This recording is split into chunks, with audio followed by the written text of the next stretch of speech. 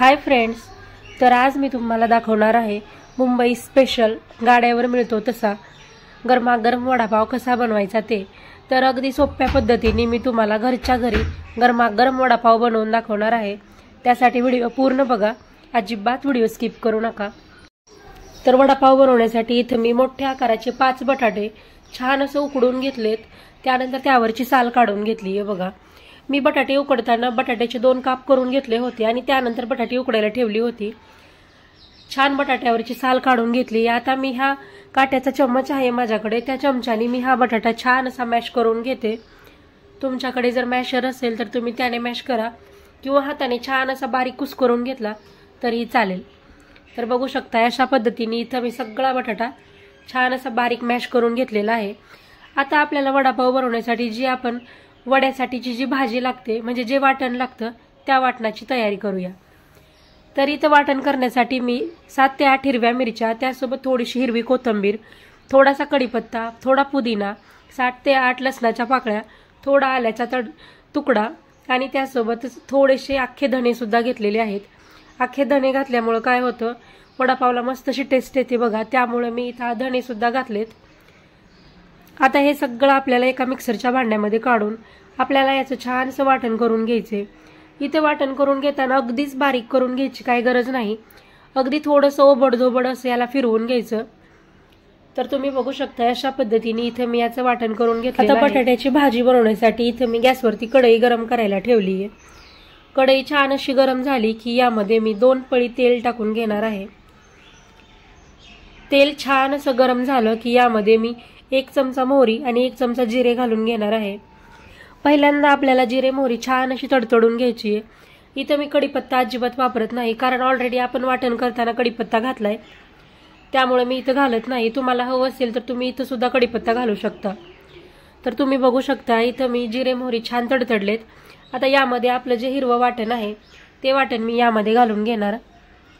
आता हे वाटण आपल्याला तेलामध्ये छान असं फ्राय करून घ्यायचंय, कारण हिरवी मिरची वगैरे आपण इथं कच्ची वापरली आहे, त्यामुळे आपल्याला याला छान असं फ्राय करून घ्यायचंय। तर तुम्ही बघू शकता आपलं वाटण व्यवस्थित असं फ्राय झालेलं आहे। आता यामध्ये मी अर्धा चमचा हळद घालून घेते। हळद घालून परत एकदा याला छान असं मिक्स करून घेते। त्यानंतर आपण जो मॅश केलेला बटाटा आहे तो बटाटा मी यामध्ये घालून घेणार आहे। बटाटा घालून घेतल्यानंतर मी याला व्यवस्थित असं मिक्स करून घेणार आहे आणि त्यासोबतच यामध्ये मी चवीपुरतं मीठ टाकून घेते। इथं मीठ तुमच्या अंदाजाने टाका। आता मीठ टाकून याला छान असं मी मिक्स करून घेते। तुम्ही बघू शकता इथं आपली बटाट्याची मस्त अशी भाजी तयार झालेली आहे। आता यावर बघा मी भरपूर अशी कोथिंबीर घालून घेणार आहे। वरतून कोथिंबीर घालून घेतल्यामुळे मस्त अशी आपली जो वडा असतो त्याला छानशी टेस्ट येते, त्यामुळे मी कट केलेली भरपूर अशी कोथिंबीर घालून घेतली आहे। परत एकदा याला छान असं मिक्स करून आता हे जे बटाट्याची भाजी आहे त्याला मी अशीच थंड होण्यासाठी ठेवणार आहे। तोपर्यंत आपल्याला वडे फ्राय करण्यासाठीचं बॅटर बनवून घ्यायचं आहे।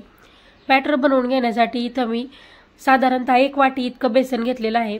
हे बेसन मी छान असं चाळून घेतलंय। आता यामध्ये मी एका चमच्याने बघा 2 चमचे कॉर्नफ्लॉवर घालतीये। तुम्ही कॉर्नफ्लॉवर ऐवजी आपलं जे तांदळाचं पीठ असतं ते वापरलं तरी चालेल, किंवा ते नाही सुद्धा घातलं, अगदी बेसनमध्ये जरी वडे फ्राय केले तरीही चालेल। आता यामध्ये मी चवीपुरतं मीठ टाकून घेते आणि त्यानंतर अगदी चिमूटभर असा खायचा सोडा घालून घेते। सोडा अगदी चिमूटभर घालायचा, जास्त सोडा घालायचा नाही। जास्त जर सोड्याचं प्रमाण झालं तर काय होतं, आपला जो वडा आहे त्याला ऑलरेडी आपण हळद यूज केली आहे, त्यामुळे हळद आणि सोडा त्याचे रिएक्शन होऊन त्याचे वडे लाल होतात बघा, त्यामुळे अगदी चिमूटभर सोडा घालायचा। आता याला व्यवस्थित असं मिक्स करून घ्यायचं। त्यानंतर यामध्ये अगदी थोडंसं पाणी टाकून आपल्याला याचं छान असं बॅटर बनवून घ्यायचं आहे।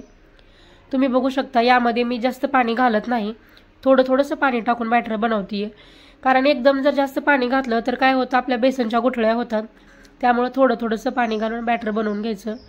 तुम्ही बघू शकता अशा पद्धतीने मी याचं बॅटर बनवून घेतलंय। जास्त पातळही नाही आणि जास्त घट्टही नाही, अशा पद्धतीने। आता इथं आपली बटाट्याची भाजी सुद्धा छानशी थंड झालेली आहे। आता मी हाताला थोडंसं तेल लावून ही भाजी व्यवस्थित अशी मिक्स करून घेतली आहे। त्यानंतर हाताला परत एकदा मी थोडंसं तेल लावून बघा या भाजीतली थोडासा गोळा घेतलाय आणि त्यानंतर याचा छानसा हाताने गोल गोळा बनवून घ्यायचा। तो जो गोल बनवलेला वडा आहे त्याला हलक्या हाताने प्रेस करून घ्यायचा आणि अशा पद्धतीची मी इथं वडे बनवून घेते. तुम्हाला हवं असेल तर तुम्ही डायरेक्ट गोलसुद्धा वडे बनवून घेऊ शकता.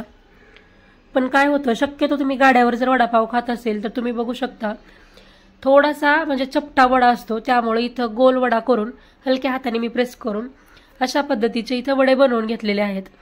तुम्हाला असं अवघड वाटलं तर तुम्ही गोल वडे बनवा. आणि आपण हिरव्या मिरचीचं वाटण करताना मी 7 ते 8 हिरव्या मिरच्या वापरलेल्या होत्या.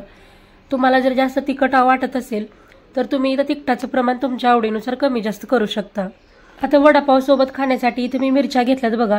मिरचीला मी हलकासा कट मारून घेतलेला आहे, कारण डायरेक्ट जर मिरची तेलात सोडली तर काय होतं, तेल आपल्या तोंडावर उडू शकतं. त्यामुळं कधीही मिरची फ्राय करताना मिरचीला थोडासा कट मारून घ्यायचा. तुम्ही बघू शकता इथं गॅसवरती मी तेल गरम करायला ठेवलं एका कढईमध्ये, कारण आपल्याला आता वडे फ्राय करायचे आहेत. तेल छान असं गरम झालं की यामध्ये मी पहिल्यांदा बघा कट मारून घेतलेल्या ज्या मिरच्या आहेत त्या मिरच्या मी तेलामध्ये छानशा फ्राय करून घेते. तुम्ही बघू शकता या झाऱ्यामध्ये मी मिरची ठेवून मस्त अशी मिरची फ्राय करून घेतली आहे.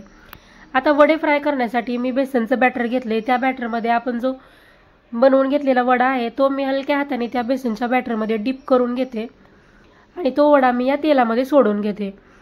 वडा हलक्या हाताने सोडायचा, डायरेक्ट सोडला तर तेल तुमच्या तोंडावर उडेल, त्यामुळे हलक्या हाताने यामध्ये वडे सोडून घ्यायचे. इथं माझी कढई छोटी आहे त्यामुळे यामध्ये मी एका टायमिंगला 3 ते 4 वडे सोडून घेते. तुमच्याकडे जर कढई थोडीशी मोठी असेल तर तुम्ही त्यापेक्षा थोडेसे जास्त वडे घेऊन फ्राय केले तरीही चालतील. तुम्ही बघू शकता आता अशा पद्धतीने मी इथं झाऱ्याने बघा या वड्यावरती हलक्या हाताने तेल सोडून घेते. म्हणजे काय होतं, वरच्या साईडने सुद्धा वडा आपला छान असा फ्राय होतो. तर मी हा वडा छान उलटून पलटून बघा दोन्ही साईडनी मस्त असा फ्राय करून घेते. इथं गॅसची फ्लेम मी मीडियम ठेवलेली आहे. मीडियम फ्लेमवरती इथं मी वडे फ्राय करून घेते. तर अशा पद्धतीने आपले वडे मस्त असे फ्राय झालेले आहेत. मी ते वडे एका प्लेटमध्ये काढून घेते आणि त्याच पद्धतीने बाकीचे राहिलेले जे वडे आहेत ते सुद्धा मी इथं फ्राय करून घेते. तुम्ही बघू शकताय मस्त असे आपले गरमागरम वडे तयार झालेले आहेत. तर इथं मी वड्यासोबत खाण्यासाठी फक्त मिरची फ्राय केलेली आहे. दुसरी कुठलीही चटणीची रेसिपी दाखवलेली नाही. तुम्हाला जर म्हणजे हिरवी चटणी आणि आपली सुकी चटणीची रेसिपी हवी असेल तर ऑलरेडी आपल्या चॅनलवरती वडापावचा व्हिडिओ आहे, तिथं मी दोन्ही चटणीची रेसिपी दाखवलेली आहे. तिथं जाऊन तुम्ही व्हिडिओ बघू शकता. तर इथं आपले मस्त गरमागरम वडे तयार आहेत. तुम्ही बघू शकता इथं दिसायला किती मस्त असे वडे दिसायला लागलेले आहेत. आणि त्यासोबत खाण्यासाठी आपण इथं मिरची सुद्धा फ्राय केली आहे. त्या मिरचीवरती मी हलक्या म्हणजे थोडंसं मीठ टाकून घेतलेलं आहे. तुम्ही बघू शकताय मस्त गरमागरम वडा. तर अशा पद्धतीने तुम्ही सुद्धा घरच्या घरी वडापाव नक्की बनवून बघा, खायला खूप सुंदर लागतो. तर तुम्हाला आजची वडापावची रेसिपी कशी वाटली ते मला कमेंटमध्ये नक्की सांगा. व्हिडिओ आवडला असेल तर व्हिडिओला लाईक करा, शेअर करा आणि अशाच पद्धतीचे नवनवीन व्हिडिओ पाहण्यासाठी आपल्या चॅनेलला नक्की सबस्क्राईब करून घ्या. भेटूयात परत एकदा नवीन व्हिडिओमध्ये. तोपर्यंत बाय बाय.